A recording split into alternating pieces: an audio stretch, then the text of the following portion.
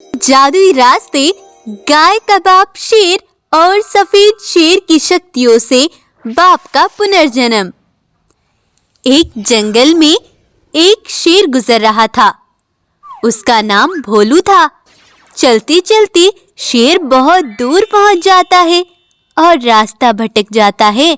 चलते चलते जंगल 3 रास्तों में बंट जाता है। भोलू शेर को समझ नहीं आ रहा था कि उसे कौन से रास्ते पर जाना है। तो चलिए देखते हैं आगे क्या होगा। इसके लिए आप इस वीडियो को अंत तक जरूर देखिए और हाँ, इस चैनल को सब्सक्राइब कर लें अच्छी और यूनिक स्टोरीज के लिए। ये है बब्बर शेर। बब्बर शेर बहुत ही ईमानदार और शांत स्वभाव का था। बब्बर शेर का एक बेटा है, भोलू शेर।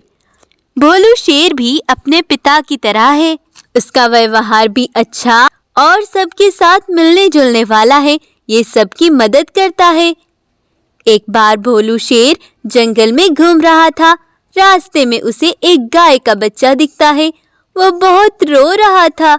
यह देखकर भोलू उसकी मदद करने के लिए उसके पास जाता है तो देखता है वहाँ एक गाय मरी पड़ी थी।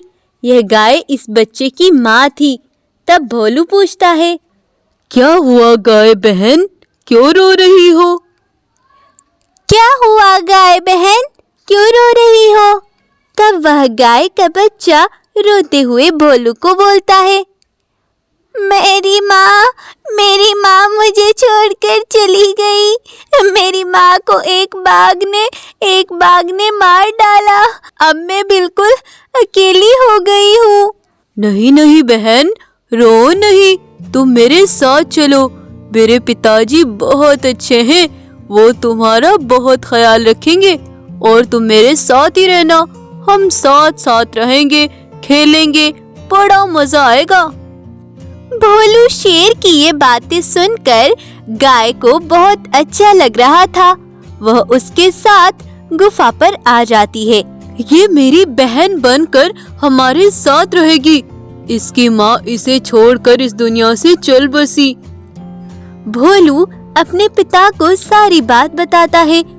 बब्बर शेर यह सब सुनकर बड़ा दुखी होता है और उसे एक बेटी की तरह पालता है और उसे रानी नाम देता है।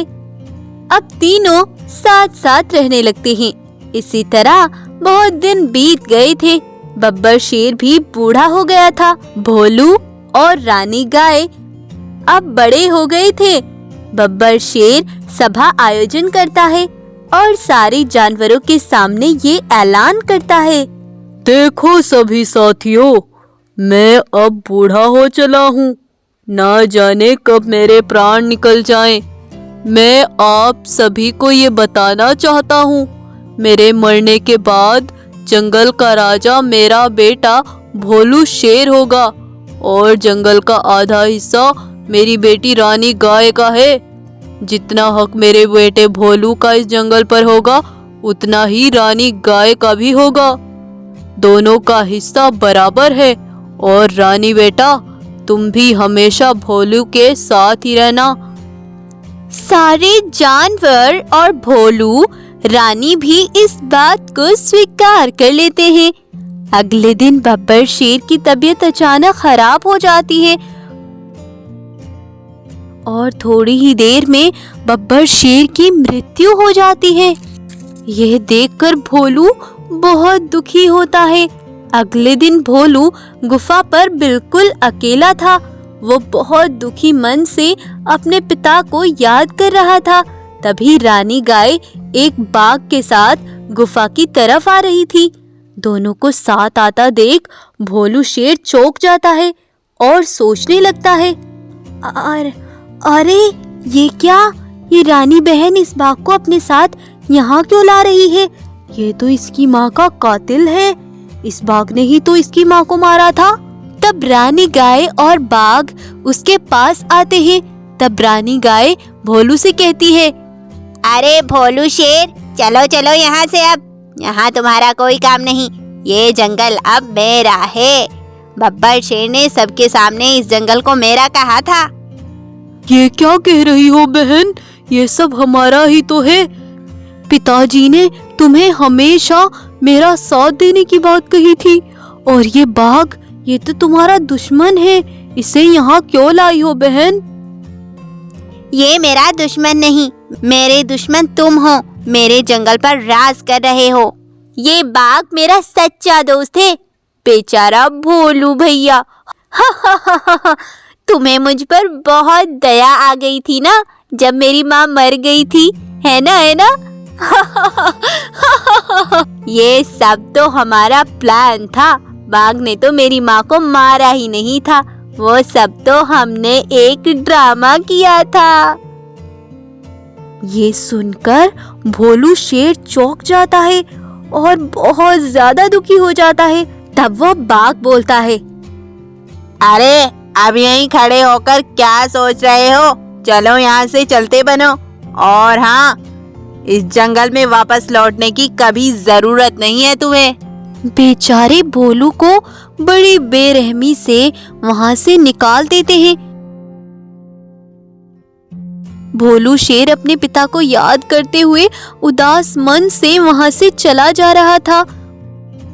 सोचते सोचते वो बहुत दूर चला जाता है। वहां उसे 3 रास्ते दिखते हैं। भोलू शेर को समझ नहीं आ रहा था कि वो कौन से रास्ते पर जाए।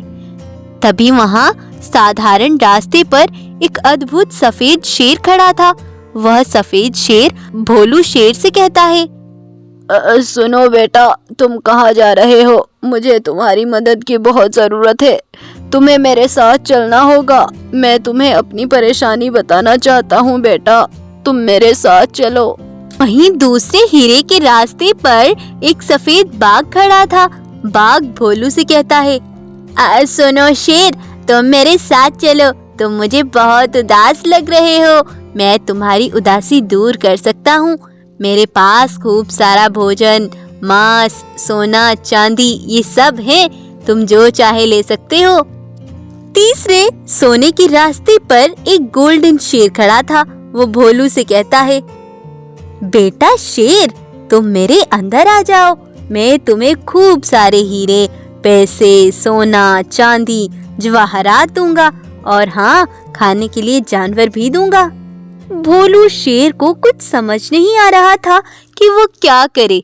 तब भोलू शेर बिना सोचे समझे जल्दी से उस सफेद शेर के रास्ते से चल देता है। जैसे ही वह अंदर जाता है, वहाँ खूब सारा सोना, हीरे और खाने के लिए जानवर थे।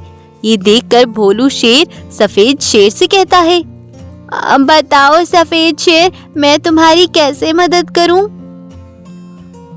नहीं बेटा, मुझे तुम्हारी मदद की कोई जरूरत नहीं है। मैंने तो सिर्फ तुम्हारी परीक्षा ली है कि क्या तुम एक बार मदद करके धोखा खाकर फिर से मदद कर सकते हो या नहीं। तुम इस परीक्षा में पास हुए हो।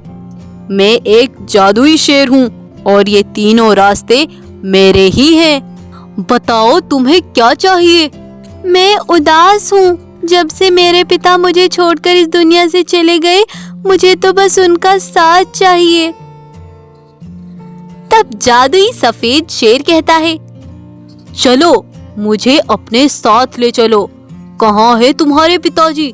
चलो। तब भोलू सफेद शेर को अपने पिता के पास ले आता है। सफेद शेर अपनी जादुई शक्तियाँ बब्बर शेर पर छोड़ता है, जिससे बब्बर शेर जिंदा हो जाता है। और अब से बब्बर शेर और भोलू शेर सफेद शेर के दिए गए घर में हंसी खुशी रहने लगते हैं। और वहाँ उन्हें हर चीज की सुविधा मिलती है, खाने को भोजन, रहने के लिए सोने का जंगल। तो वह अब से सफेद शेर का बड़ा शुक्रिया अदा करते हैं और हंसी खुशी रहने लगते हैं।